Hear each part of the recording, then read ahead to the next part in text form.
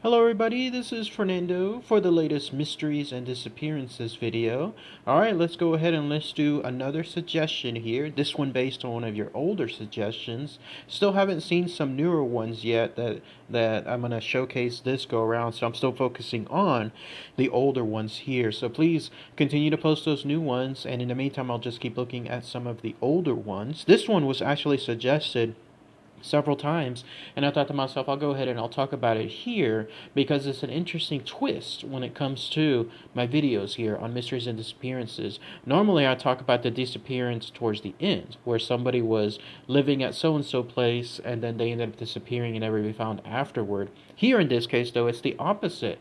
It was someone who for the longest time was apparently gone, just disappeared, and then showed up, and the mystery surrounding his previous disappearance and then his life thereafter, that's what makes it so fascinating. And to this day, it's still pretty controversial with how he came to be, including some people arguing that it's all fake, that basically a lot of the stuff he mentioned was just made up, and then others stating that it's truly something else different, that it's something almost out of a storybook tale of sorts. But it has to do with this. You're looking at him now. It's known as the Mystery of Kaspar Hauser. So who was this young youth, in this case, this Kaspar Hauser, that led to so much controversy, even to this very day?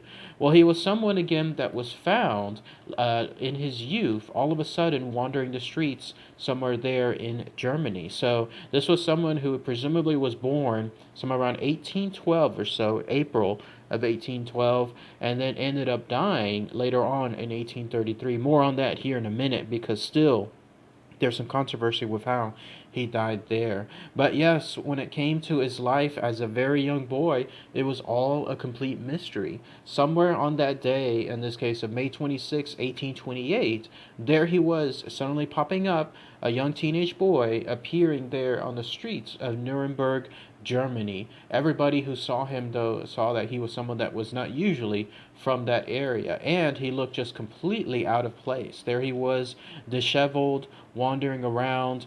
He seemed to have this tattered light clothing, and more importantly, he had these two envelopes that he was addressing to people that were walking near him. How he addressed them, though, definitely stood out too. He could not talk, but he could just say just two things, basically his first and last name, and then that's it. That's all he was basically repeating time after time. So people took an interest in him, and then they saw the letters, and here's what they found. One of the letters apparently was from a captain of some kind of cavalry telling anyone who was reading this letter that this was a young boy that he was in charge of, but that he was no longer able to take care of him, and so he was asking others to do so. And then the second letter apparently came from, and is presumed by his mother, considering what was written inside, but it was stating that the boy's father was no longer alive. She could no longer take care of this young boy, and that's why she sent him away to try to make somebody, force him, I guess, to join the military to lead on some life. But somewhere along the way, that's where he ended up there on the streets of what is today Nuremberg. So it was presumed that he was about 16 or 17 at that time when he was found. Nothing else in terms of where he was before. Again, that's the twist, because nobody to this day really knows what happened to him before that time period. But ever since he was found, there's been controversy, even during his time when he was alive, as to where he was from before. This is why. It's because his name, at first, everything he could repeat was just that. It was Kaspar Hauser. That's all he could do. That's all he could read. That's all he could write. That's all he could state. Eventually, though, to give it about a couple of weeks or so, and much to the astonishment of everyone around him, he suddenly started to become a savant. All of a sudden, he started to learn to read and also to write, and then eventually speak as well. And once he did so, then he started to explain about his life. By the way, there was another interesting twist with him. It seems like at the beginning, he was someone that only preferred bread and water, even when he was offered meats and vegetables.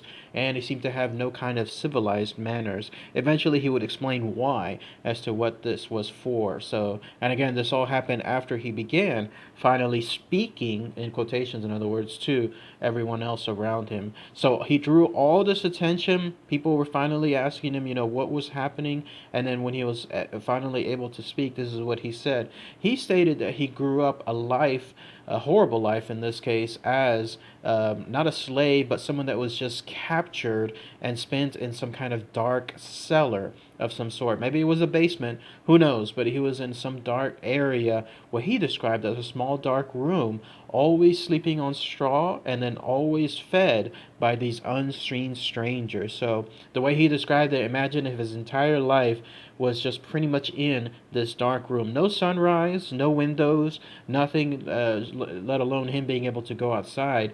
Nothing like that. All he saw was just this darkness, and then periodically he would see, as much as he could see, these strangers in his room.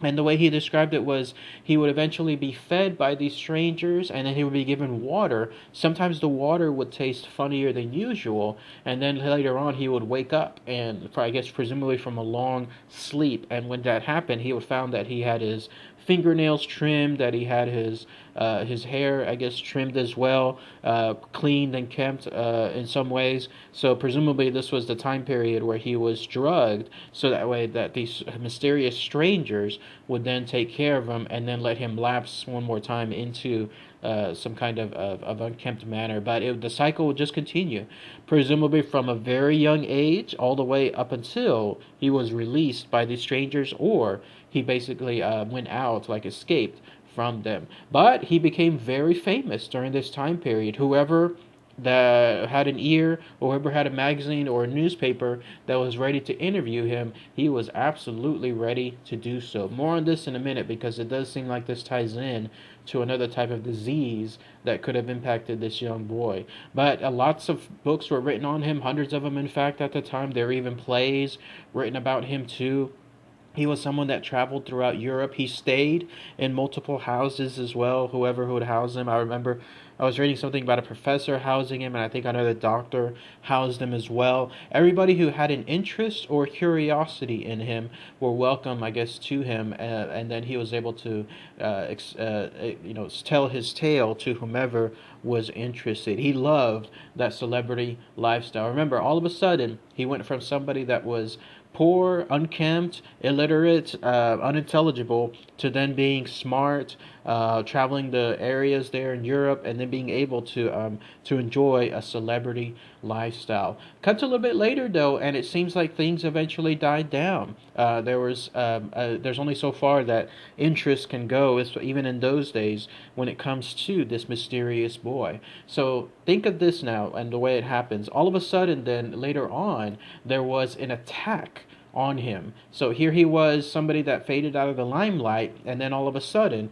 someone unseen again, somebody that he was able, whoever this person was able to go into the home of the boy that where he was living at the time, and then not be seen by anyone else either, let alone the boy as well, and they were able to cut him somewhere on the head. And so when that happened, notoriety came back a little bit more, and he was able to tell everybody exactly what occurred. Cut to a little bit later after that, and again, interest might have died down just a little bit more.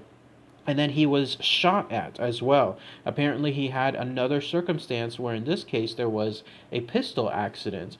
He was telling people that in some cases it was because he fell down.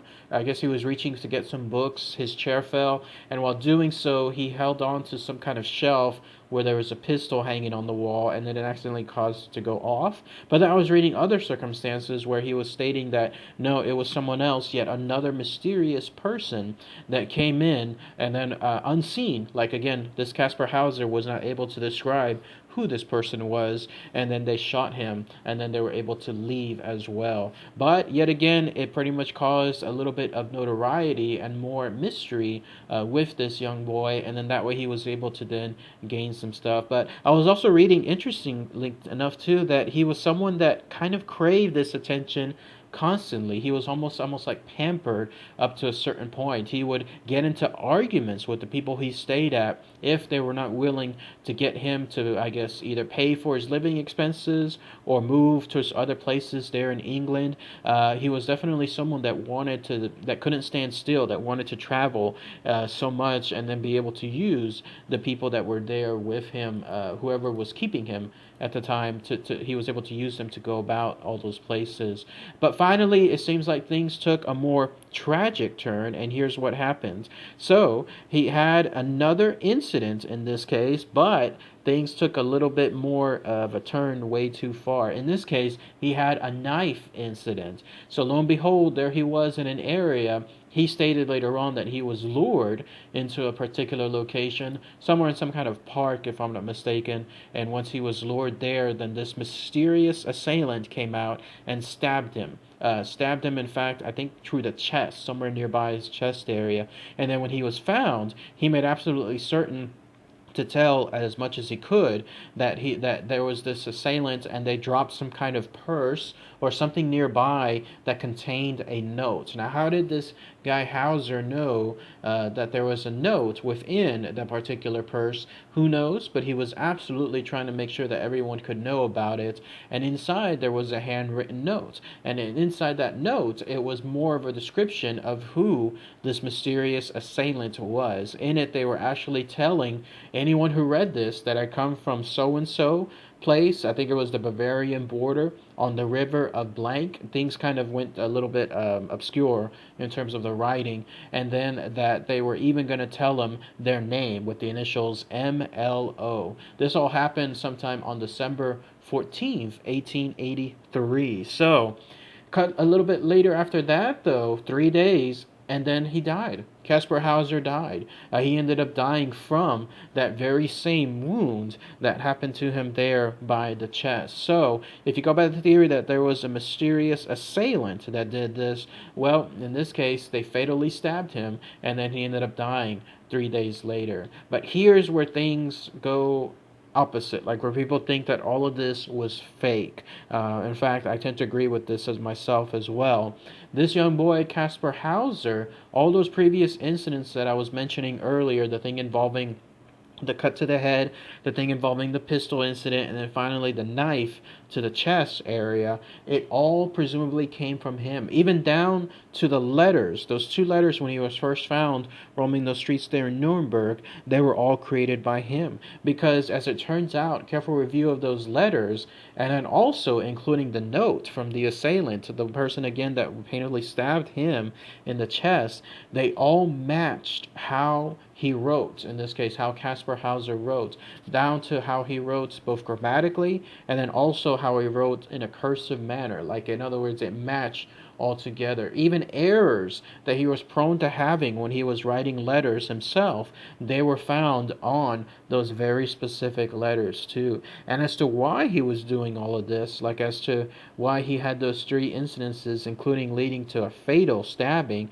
it all has to do with a disease involving, in this case, a problem that sometimes people have. It's the idea that sometimes people have something called Munchausen's syndrome. It's where people intentionally injure themselves in order to get attention or sometimes sympathy, or a combination of both. And when I was reading that, it made me realize that it all came down to how he was found there on the streets of Nuremberg. He was somebody, I believe, that he did all this just to basically get attention. So who knows where he was from before?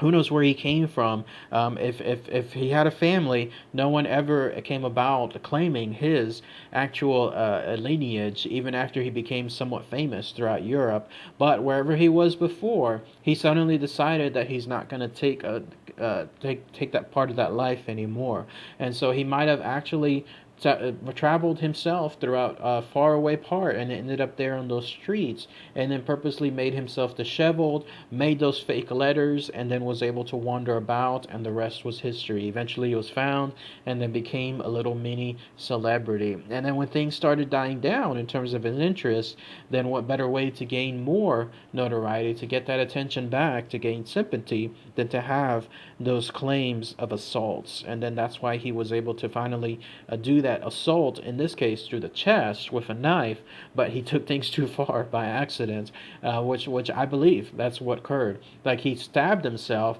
not realizing how close he was to the heart in that case, and then when that happened, then he ended up passing away afterwards. So, in fact, it was I was reading that it was down to his last moments when he was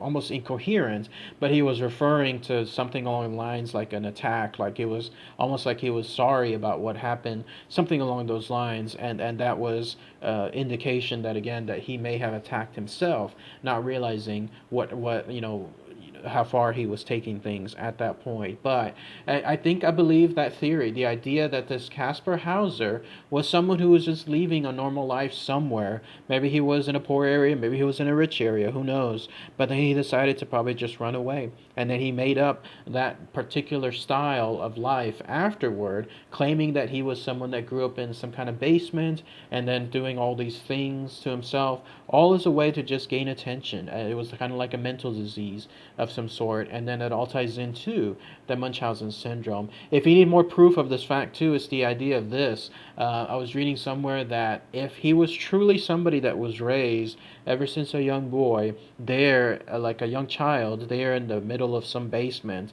never ever seeing the light of day, he would have suffered from some debilitating disease involving a lack of vitamin D. He would have had something in terms of very, very soft bones, and that would have made his bones very brittle, almost to the point where they would break very easily because of this lack of sun, because of the lack of vitamin D. But he seemed to be in good health when he was found. In fact, as you could see from those pictures, he seemed to be someone that was a little portly as well.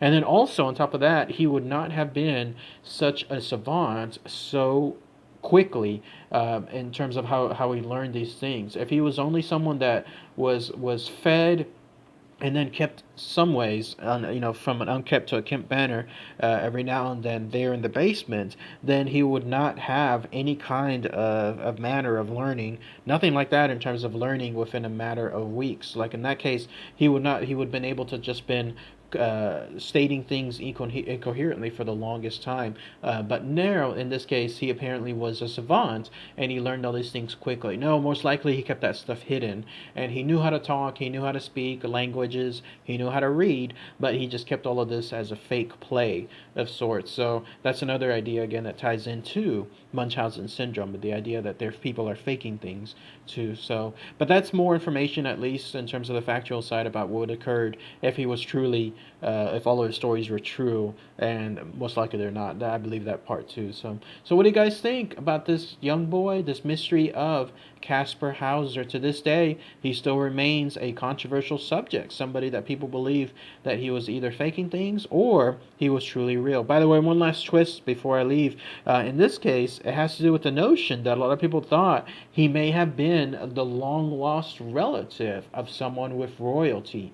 So straight out of the tale of the man with the iron mask, he may have been somebody that was expelled or someone that was that was from some royal family that they were trying to get rid of for the longest time, and then that's why he suddenly showed up on those streets in Nuremberg, because there he was in another area when some family member was trying to get rid of him, and that ties into the idea of all those assassination attempts before. But even that is further from the truth than even the fake things that this boy, Kaspar Hauser, was claiming. But that's just another twist that I wanted to mention here that some people state as well. So, all right, everybody, if you have any other opinions, let me know. Post those comments below. Take care, everybody.